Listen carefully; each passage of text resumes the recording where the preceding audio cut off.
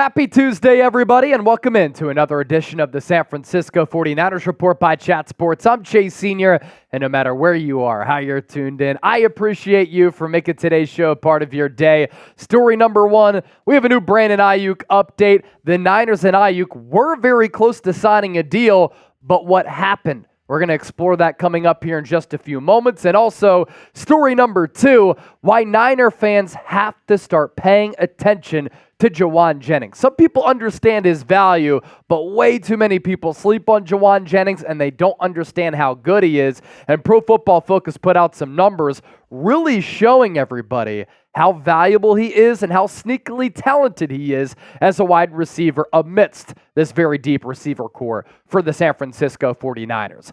Want to start off with the new Brandon Aiyuk update and shout out my man here, 49ers and NFL News 24/7 at 49ers Sports Talk on X with this report here. This report adds up from 49ers Sports Talk. According to a source, the Niners had a contract on the table in April that would pay Brandon Aiyuk $25 million per year.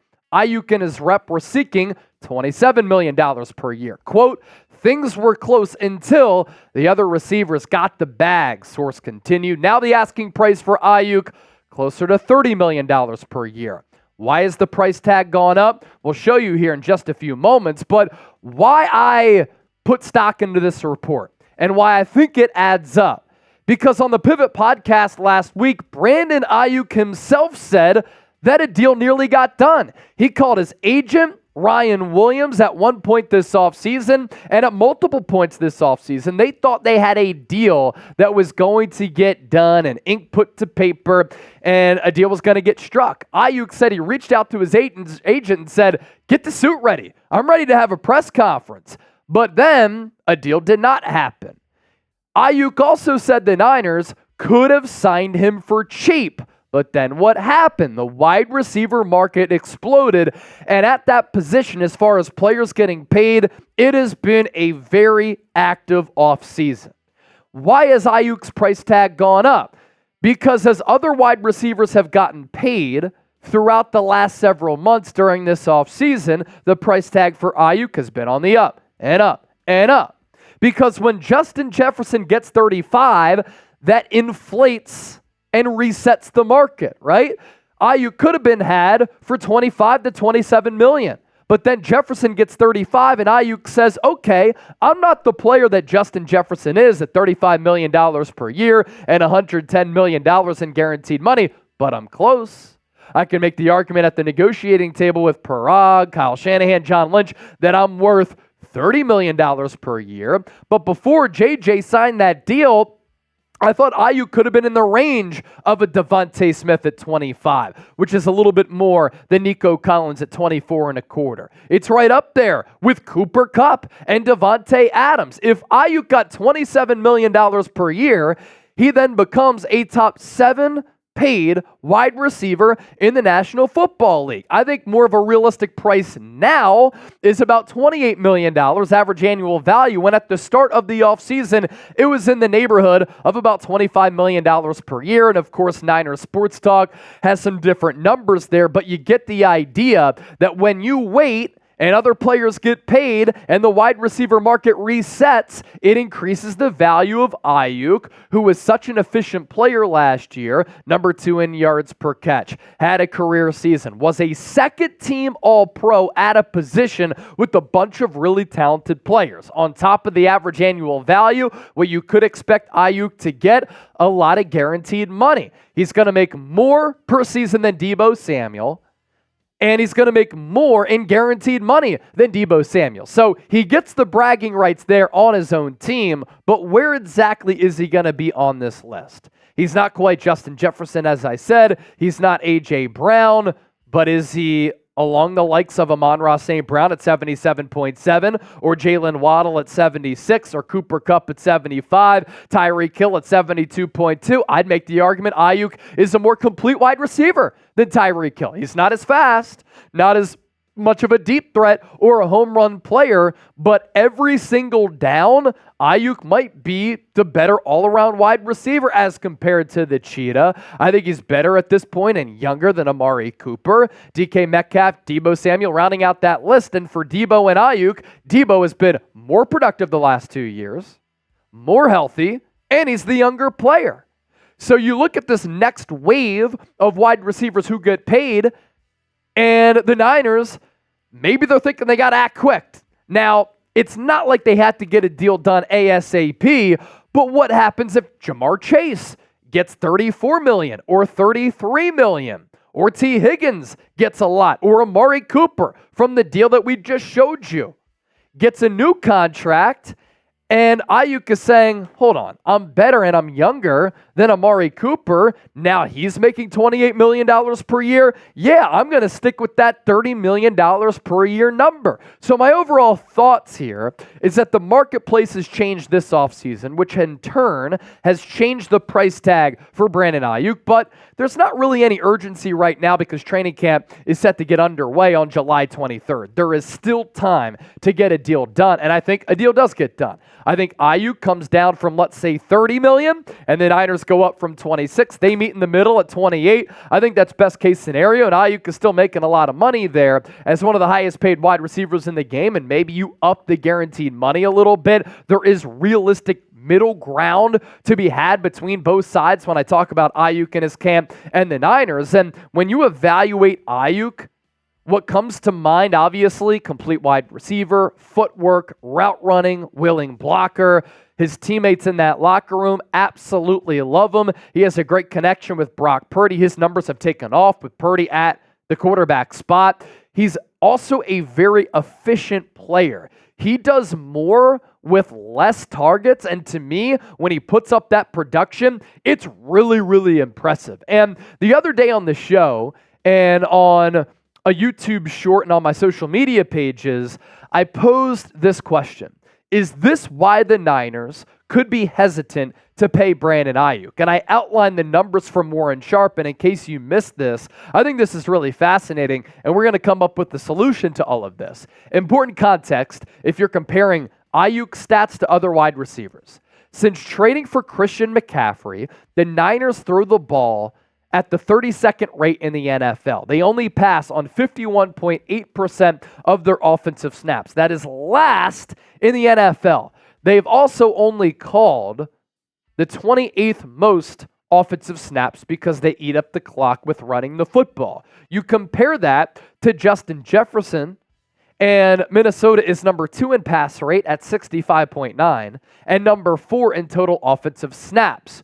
Way more opportunities to accumulate counting stats for a wide receiver versus number 32 in pass rate and number 28 in total snaps. On a personal level, this hampers Aiyuk's opportunities to accrue counting stats.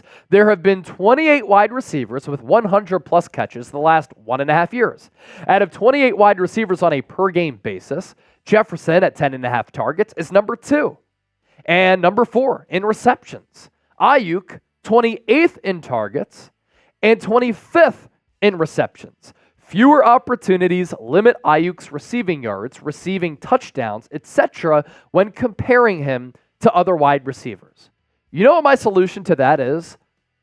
In life, in business, in sports, you have to adapt, you have to evolve. Kyle Shanahan is always going to have a physical offense. He's always going to scheme up the run game, as he should. It's important to have a balanced offense, to keep the defense on their heels, to keep them guessing.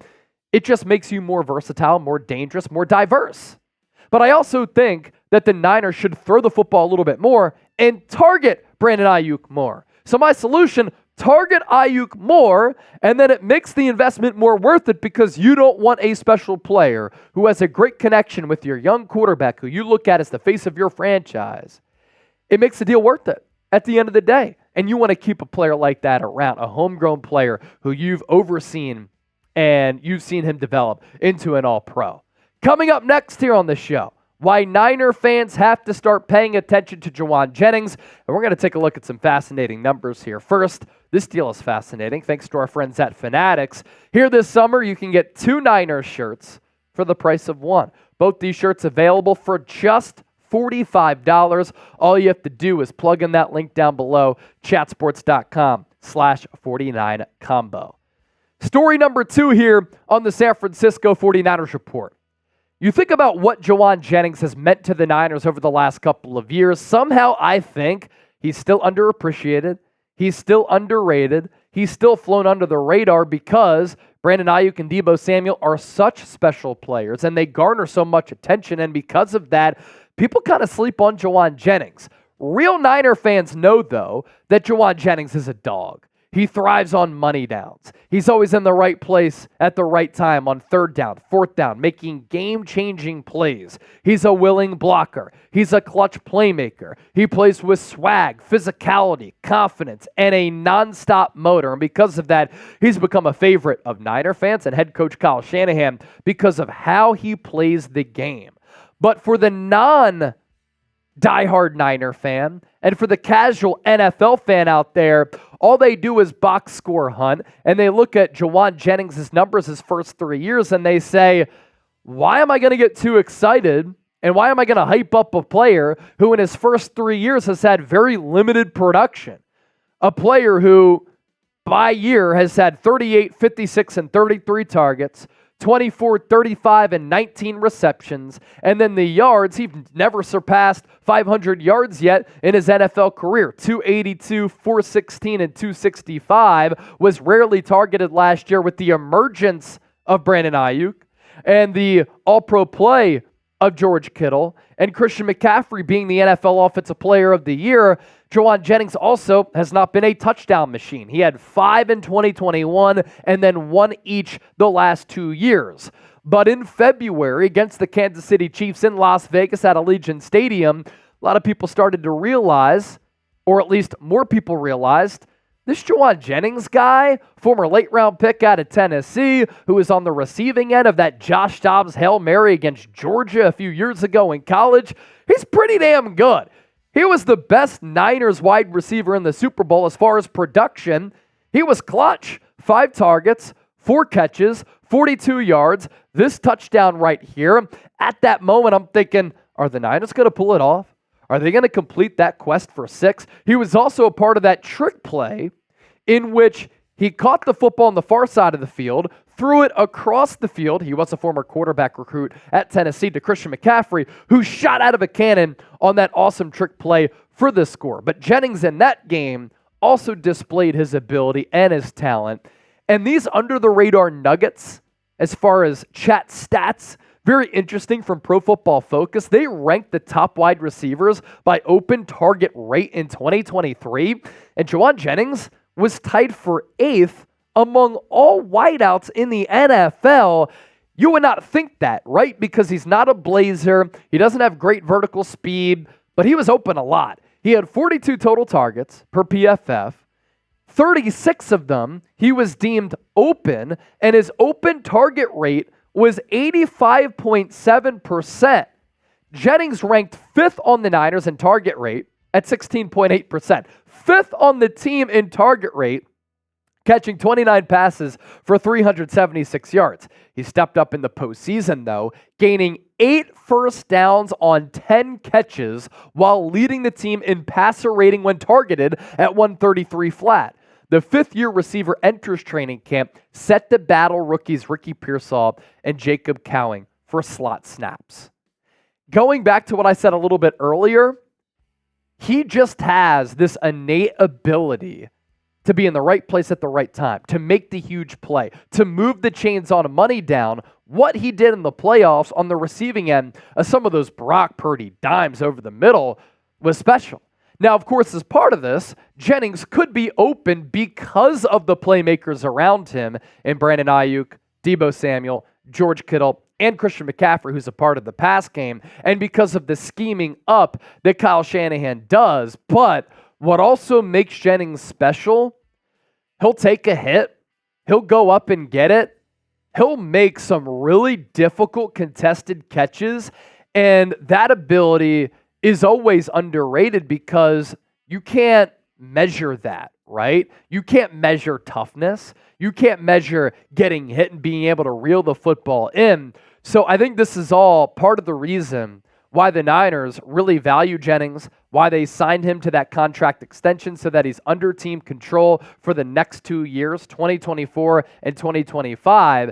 And that's why they paid him. And Jauan Jennings has really earned it. And when you see him driving defenders into the bench on blocks, that gets everybody on the Niners sideline going. And as part of the Niners culture, players like Jauan Jennings move the needle. Players like Jauan Jennings are respected. And players like Jauan Jennings put fear into the opponent. So I'm looking forward to him having a bigger year, but PFF makes a good point. Is he going to be competing with Ricky Pearsall and Jacob Cowing for snaps? That's kind of why the drafting of Ricky Pearsall was confusing to me, because you still have Aiyuk, you still have Debo, you have Jauan Jennings. Where does Ricky Pearsall fit in? Is this a change in offensive philosophy where maybe the Niners go with 4 wide receivers? Then what happens with George Kittle?